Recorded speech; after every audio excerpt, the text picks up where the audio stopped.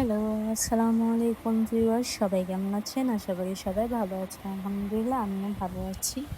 আজকে দেখবো পাঙ্গাস মাছের ভুনা। আজকে পাঙ্গাস মাছের ভুনার রেসিপিটা দেখবো, খুবই সহজ পদ্ধতিতে এবং একটু অন্য স্টাইলে। আমি একটা প্যানে নিয়ে নিব হাফ কাপ পরিমাণ তেল। তেলটা একটু গরম হয়ে আসলে আমি এখানে দিয়ে দিব হলো একটা শুকনা মরিচ এবং মেথির দানা। আপনারা মেথির শাকের ঝুড়াটাও ব্যবহার করতে পারেন। মেথির দানা ইউজ করছি একটা ফ্লেভারের জন্য। তারপর দিয়ে দেবো হাফ বাটি পরিমাণ পেঁয়াজ কুচি।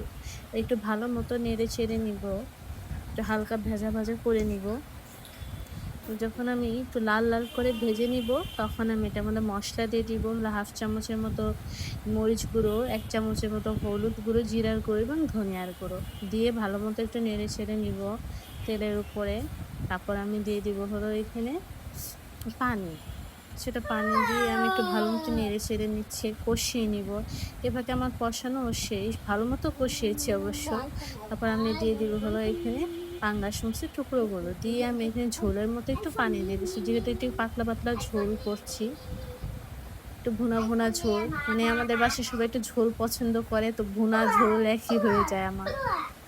তো যখন ঢেকে রান্না করা শেষ, প্রায় শেষের দিকে, তখন আমি দিয়ে দেবো 1 ফালি লেবু।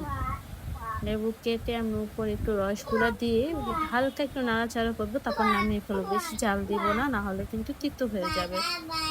দেখেছেন? একটু একটু হালকা জাল দিয়ে এখন নামিয়ে ফেলবো এবং আপনি দেখেন কত সুন্দর হয়েছে। অবশ্যই বাসায় ট্রাই করবেন। পাঙ্গাস মাছ খেতে কিন্তু খুবই টেস্টি, এবং বাসায় ট্রাই করে কমেন্টস করে জানাবেন এবং সাবস্ক্রাইব কিন্তু ভুলবেন না। আসসালামু আলাইকুম। আর কি আপনাদের কোন রেসিপি লাগবে অবশ্যই আপনারা কমেন্টস করে জানাবেন। আর কে কোথা থেকে বলছেন সেটাও জানাবেন। আসসালামু আলাইকুম।